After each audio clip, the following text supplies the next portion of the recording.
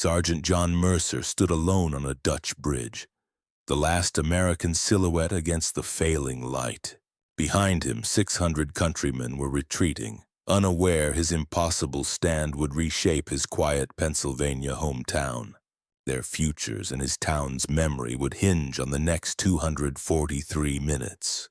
The date was September 17th, 1944. Operation Market Garden, a bold Allied airborne assault, had just launched into Holland. The grand ambition was to seize vital bridges, opening a rapid path into Germany, concluding the war before Christmas. Mercer's unit, the 504th Parachute Infantry Regiment of the 82nd Airborne, had dropped with a critical mission. Their objective: secure the Wall River Bridge at Nijmegen. This bridge was a cornerstone. Without it, the operation faced certain failure. By 2 o'clock in the afternoon, the bridge was in American hands, but the enemy response was swift and substantial, converging from north, east, and south. American positions were soon overwhelmed, outnumbered, and surrounded on 3 sides. The only viable path for survival lay back across the very bridge they had just captured. The battalion commander made the difficult call: a tactical withdrawal. All units were ordered to fall back across the bridge and regroup on the southern bank, establishing a new defensive line. Moving 600 men across a single bridge under severe enemy fire is an intricate, dangerous dance. This bridge, 400 yards long and narrow, barely wide enough for 2 men, demanded a slow, controlled retreat. Panic would be devastating. This kind of careful movement required time, and someone had to provide it. At 2:15 p.m., the call went out for volunteers to hold the bridge's northern end for 4 hours. No one could be ordered to undertake such a task. It was effectively a mission of ultimate sacrifice. It had to be a volunteer. John Mercer stepped forward. His platoon sergeant tried to dissuade him, reminding him of his family, his wife Ellen, and daughter Sarah. Mercer's reply was clear, deeply felt. "That's exactly why. Because I have a daughter and 600 other men have daughters, sons, wives. Someone has to stay." The commander, accepting this profound decision, gave Mercer every available round. 320 cartridges, 8 full clips. "Make them count," he instructed, though both men understood the unspoken truth. No reinforcements were coming for Mercer. At 2:17 p.m., Mercer took his solitary stand. The long line of 600 began their retreat behind him. Back in Millbrook, a quiet farming town of just 1,200 souls in the Cumberland Valley, John Mercer's life had been a world away. His father ran the general store. His mother taught at the local school. He had married his high school sweetheart, Ellen, in 1941, and their daughter Sarah arrived the same year. When he enlisted in 1942, Ellen made him promise to come home. He had meant that promise with all his heart, yearning to keep it.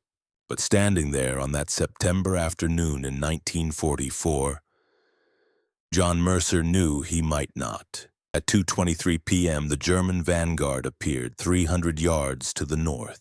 40 or so infantrymen advancing cautiously, having seen the American withdrawal and sensing vulnerability. Mercer waited, allowing them to close to 200 yards, the optimal range for his M1 Garand. He aimed, fired. The lead German fell. He worked the bolt, fired again. Another dropped. The German formation scattered, seeking cover. Their advance momentarily halted. Mercer had bought his first precious minutes. By 2:30 p.m., the German fire intensified, machine guns and rifles targeting his position. Mercer remained low, returning fire only when certain, conserving his precious ammunition. Minutes later, at 2:35 p.m., the Germans attempted to flank, a squad-sized element moving along the riverbank. 3 quick shots, 2 Germans hit, and the flanking maneuver dissolved. By 2:42 p.m., Mercer glanced back. Perhaps 400 men had crossed, 200 still awaited. The line was moving slowly, methodically, without panic. His desperate gamble was working. Then, at 2:50 p.m., German artillery began to fall. 81mm mortar shells landed around his position. They were ranging, adjusting. He knew the next volley would be accurate. Mercer moved, relocating 30 yards west along the bridge, finding new cover. Moments later, his previous position was obliterated by direct hits. Had he stayed, he would have perished. By 3 o'clock, Mercer had been fighting for 43 minutes, having expended 80 rounds, 240 remaining. Roughly 300 Americans were across, 300 still waiting. Another German advance came, a larger force of perhaps 60 soldiers. Mercer engaged, firing continuously, working through 2 clips, 16 rounds. Several Germans fell, their advance halted. Then, at 3:15 p.m., a chilling sight. A German Panzer, a Mark IV tank, rumbled into view 500 yards out. Its 75mm main gun and machine guns spelled doom. Mercer had no anti-tank weapons. His rifle was useless against its armor. If that tank reached the bridge, his stand was over. The Panzer advanced to 400 yards, then paused. Its commander, unaware that only a single rifleman opposed him, likely suspected hidden anti-tank defenses. At 3:20 p.m., the Panzer fired. A 75mm high-explosive shell slammed into the bridge structure near Mercer. Shrapnel tore into his left shoulder. The wound was not deep, but it was painful, bleeding steadily. He kept fighting. By 3:30 p.m., Mercer checked the progress of the retreat again. Perhaps 200 more had crossed, 400 total, 200 still waiting. Halfway through, he had been fighting for 73 minutes and needed to last another 90.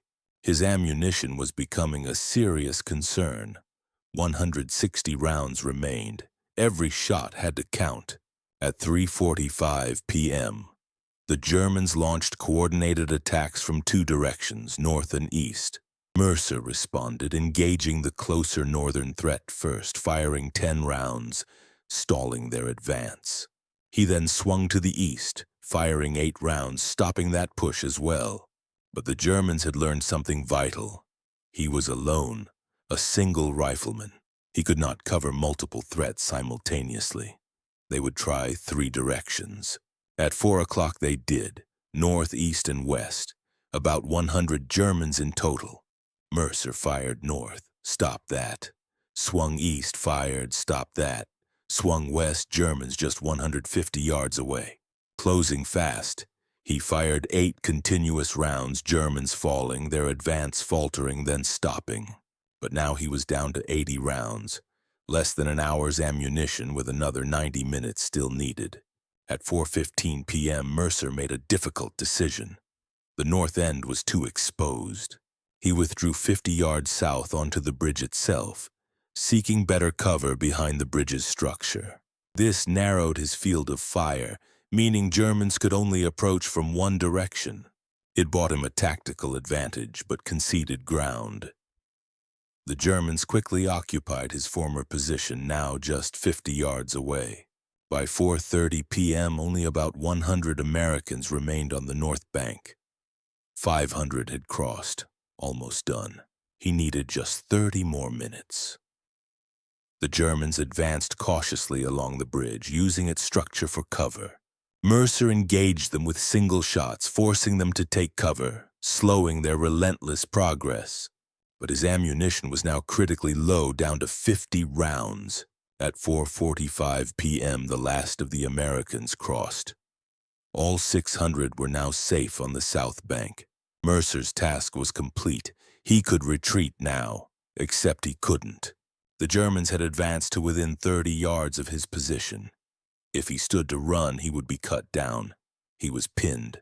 By 5 o'clock, Mercer had fought for 2 hours and 43 minutes. He had held the bridge, saved 600 men. Now, he faced the desperate struggle to save himself. With only 40 rounds remaining, the Germans just 30 yards away, He knew he could hold them for perhaps another 20 minutes. Then his ammunition would be gone. Then he would die. Then at 5:15 p.m. he heard it, the unmistakable rumble of American engines. Sherman tanks, 3 of them approaching. The Shermans opened fire, their 75-millimeter guns and machine guns engaging the Germans on the bridge. The Germans, caught by surprise, began to pull back, giving ground. At 5:23 p.m., American infantry surged across the bridge from the south, coming to relieve Mercer.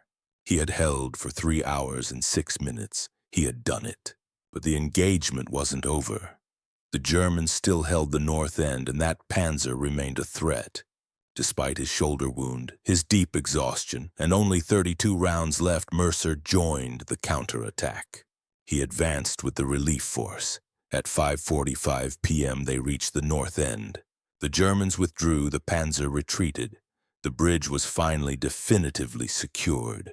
By 6:40 p.m. the fighting concluded. The bridge remained in American hands. All 600 Americans had escaped, with 0 casualties during their perilous retreat. All because Mercer bought them precious time. Mercer finally collapsed, the shock, blood loss, and exhaustion overwhelming him. Medics bandaged his shoulder, gave him water, and asked how long he had been fighting. 4 hours, maybe 5, he mumbled, having lost all track of time. The medics confirmed his incredible feat, 4 hours and 23 minutes alone, against an estimated 200 Germans with only 320 rounds. He had fired 288 rounds with 32 remaining. Colonel Hayes, the battalion commander, arrived, eager for Mercer's account. Mercer recounted his solitary vigil, the advances, the withdrawals. When asked how many Germans he had killed, Mercer simply said he hadn't counted. His only goal was to stop them. A conservative estimate based on German casualties found put the number at 37 killed and over 60 wounded, all by one man with one rifle. Colonel Hayes immediately recommended Mercer for the Medal of Honor. The recommendation moved swiftly through the military hierarchy, approved by November 1944. But before any medal could be awarded, something remarkable began to unfold back in Millbrook, Pennsylvania.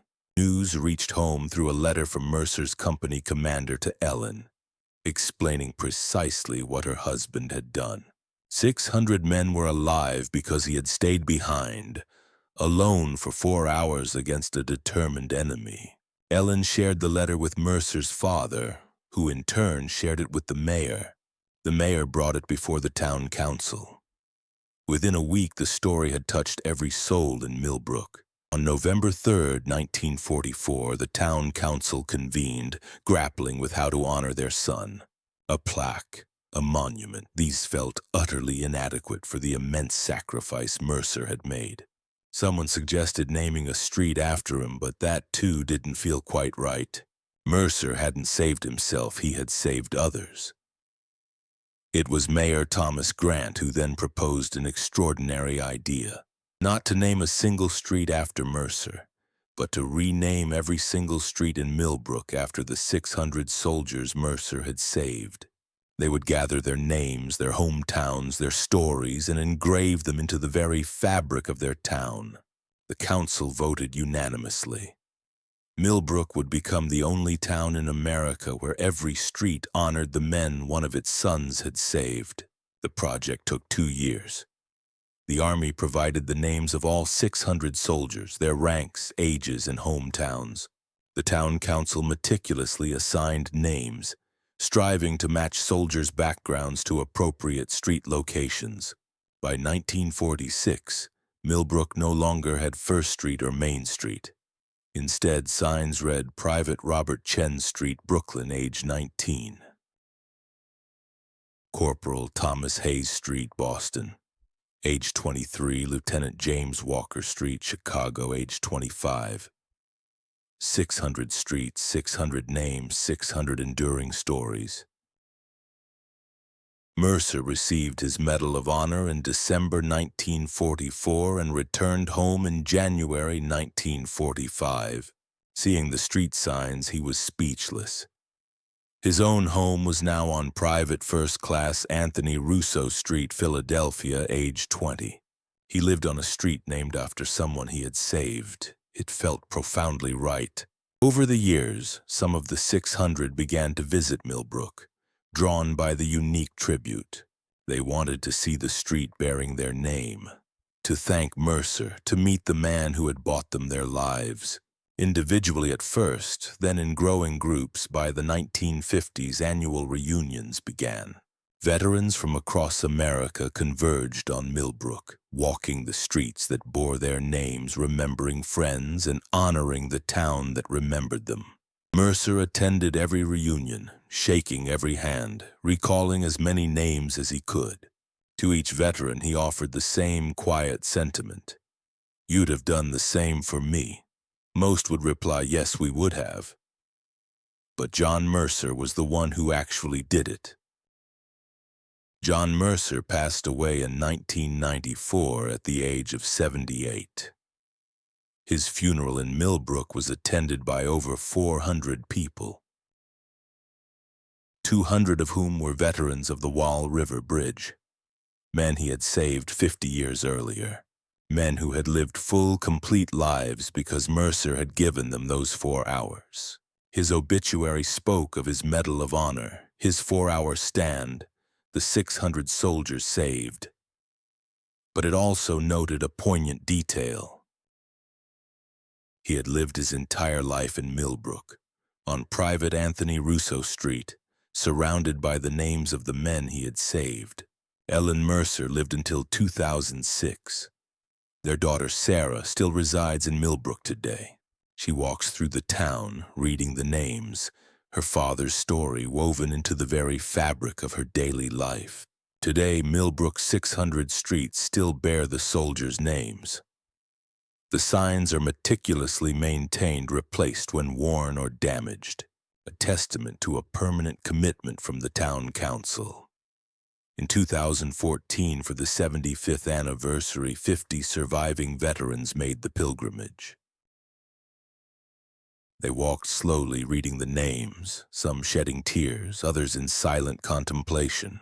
They gathered at the replica bridge built in a local park, standing together, remembering September 17th, 1944, remembering the man who stayed so they could leave. Sometimes one person's 4 hours can irrevocably change 600 lives. Sometimes 600 lives can reshape an entire town. And sometimes a small Pennsylvania community ensures that 600 names are never ever forgotten. This is the profound story of John Mercer and the town that chose to honor not just its hero but every man he saved.